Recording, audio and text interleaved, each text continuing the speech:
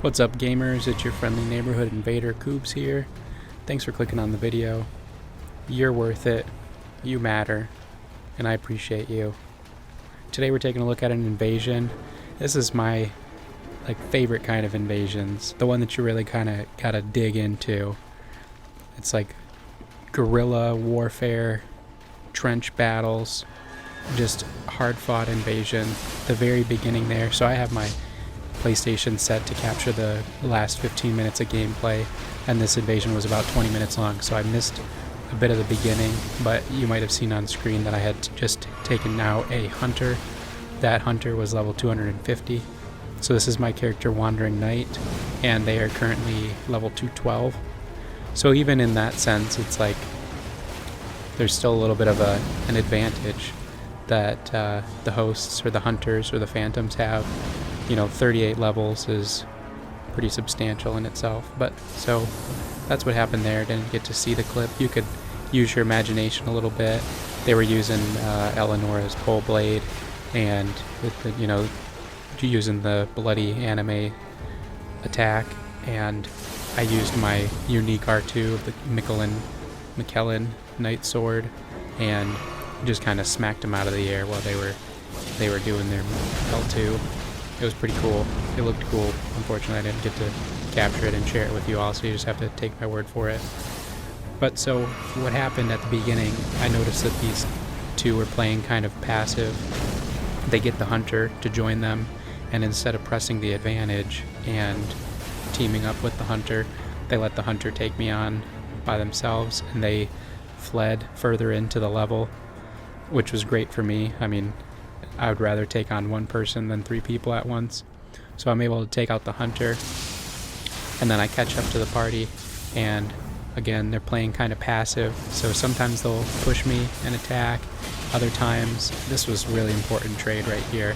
I didn't quite get the finish on the Phantom, but being able to really kind of drain their HP bar there was pretty important to the overall fight that we have going on.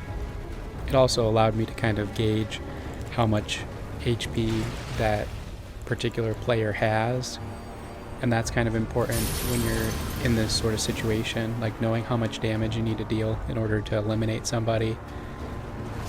The Phantom is actually, they're not bad. Neither of these two are, I would say, bad players. They just do some kind of questionable things sometimes, but that Phantom was using I think it's called Spiral Shard or something like that. The one that it's like a corkscrew that's coming at you, but it moves kind of slow. And he used that 2 or 3 times, and then he followed it up with a Glintstone Comet. And so that change of speed, I was anticipating something coming a little bit slower. He's able to hit me with it and do some pretty good damage. So at some point there, I transitioned from using my twin straight swords, and I pulled out the Bolt of Grand Sax, which is just an awesome ranged weapon if you have the ability to use it. I think it needs 40 dexterity, which is pretty that's a pretty big investment, but it's a really powerful tool, like a sniper rifle for invaders. So now we've got a second hunter, and I keep wanting to read this guy's name as Bird, but it's Brid.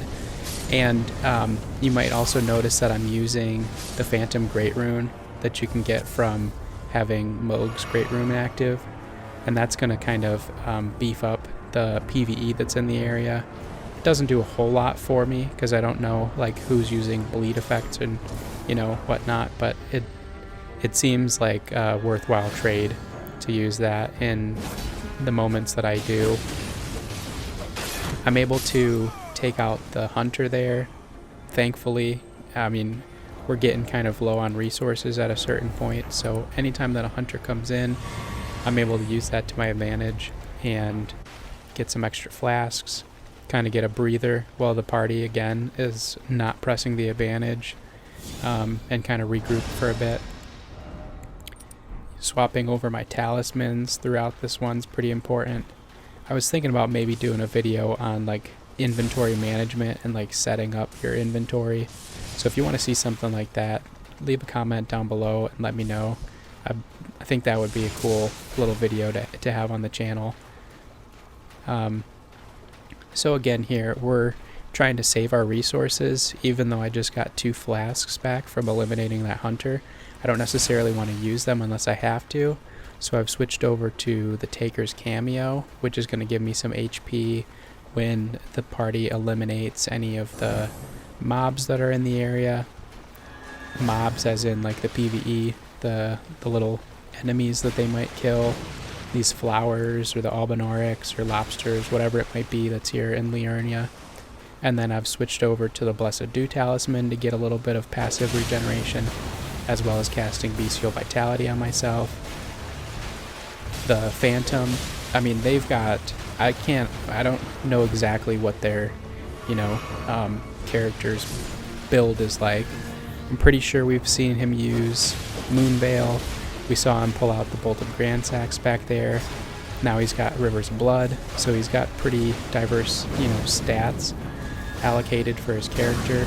I've got him on low health, and I'm also noticing here that he's not using any flasks, which lets me know that he's probably out, and he's going to have an opportunity to kind of regroup with his host here, who's going to cast like a heal, and that's going to help him out. But I know that at the very least I've kind of got him on the run, which is really good, because this has been like non-stop. I've had to really kind of fight off these two. Keeping my cool, super important as an invader. You gotta stay calm, keep your head level, try to keep a idea of where both of your enemies or all 3 of your enemies are. Even though I'm not looking at the host, I'm mindful that he's off to my right hand side and he's trying to throw some spells at me, and I'm trying to use some ranged attacks here in order to take out that Phantom. And now I'm just going to kind of try to apply the pressure. Again, I've got the Phantom Great Rune active, I think, on this little group of flowers over here. The Miranda flowers that shoot poison and magic attacks. He gets another heal, which is like, man, host of the year for sure. Here's another thing. Just always assume, even if your assumption is wrong, just always assume that the host and his phantoms are like in a party, like a Discord call or a PlayStation party, and that they're communicating with each other. That would be like, if you have that sort of mindset, here we go, GG to the Phantom and GG to the Miranda flower for helping me out. But yeah, just naturally assume that they have some sort of communication open between them, and that's that they're talking back and forth to each other. So here, naturally, the host starts taking off, and we're going to start pursuing. We notice that a hunter gets summoned, so this is hunter number 3. We've already defeated three players at this point, so it's like, man, if I got to kill any more, I'll do it, but I'm not excited about it. I kind of want this invasion to be over. I've been fighting for a while, and unfortunately, I don't have any backup coming, it seems. Would be great if I had a fellow invader for this one, but we do what we can with the tools that we got. So I'm going to try to chase this host down a bit. I'm getting some HP regen from having on that Taker's Cameo. Highly recommend if you can get your hands on the Taker's Cameo. I've talked about the Serpent God's Curved Sword on the channel before, as well as the Sacrificial Axe, that they regen your HP and your FP respectively when the party takes out any enemies. But even better, if you can get your hands on it, are the Ancestral Horn Talisman and the Taker's Cameo Talisman, because those are just easier to swap to rather than having to swap to a weapon. So we've got that going for us as well. Here comes the hunter, so we're going to do what we can. Again, the host is at our back. We kind of like really are taking a risk, taking out this hunter, but we're going to apply the pressure, and we've got him. So there goes enemy number 4 down, and you might have noticed on screen, while we were taking out that hunter, another hunter has been called into the world. So we've got one more on the way. Clock is ticking, I already know that this host is waiting for his friend to put down the summon sign so that he can bring him back. And if that happens, it's pretty much game over for me. I see that the hunter's coming up to fight us. I'm like, make a decision there between whether or not I'm going to try to engage the hunter or just keep following after the host and try to take him out quickly. I'm realizing that I can't really quite catch up to the host, so we're going to turn our attention to the hunter. Host gets me with that frenzied burst, which is like, ouch, man. Like, leave me alone for a second while I kill this blue guy. At least this time, you know, he's fighting with the teammate that he's got. I mean, shout out to these hunters that come in and they just give you a really good fight, even though the host is nowhere to be found. I give hunters a lot of grief as an invader, just in general. I think most of us are just like, you know, have a natural inclination to dislike the hunters. We're red, they're blue, just happens naturally. But I mean, they're trying to enjoy playing their game. They come in and try to help these hosts out. I wish that there was an interesting, like a more interesting dynamic to the whole hunter, you know, side of PvP.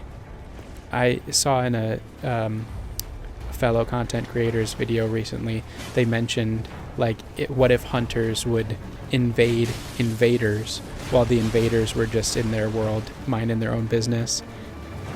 I think that would be kind of cool. Like, they actually come into your world and hunt you down. But we've got what we've got.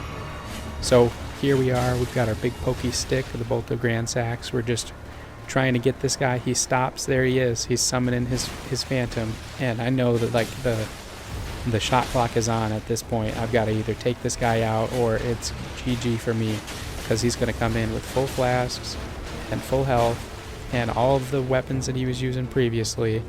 And this host is just doing their damnedest to keep running away from me. And they're doing a pretty good job. I mean, they haven't completely used up all their resources yet. Doing what they can to get away from me.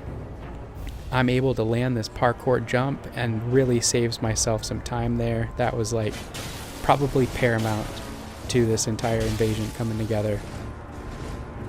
Here we go. Can we land the final blow? GG.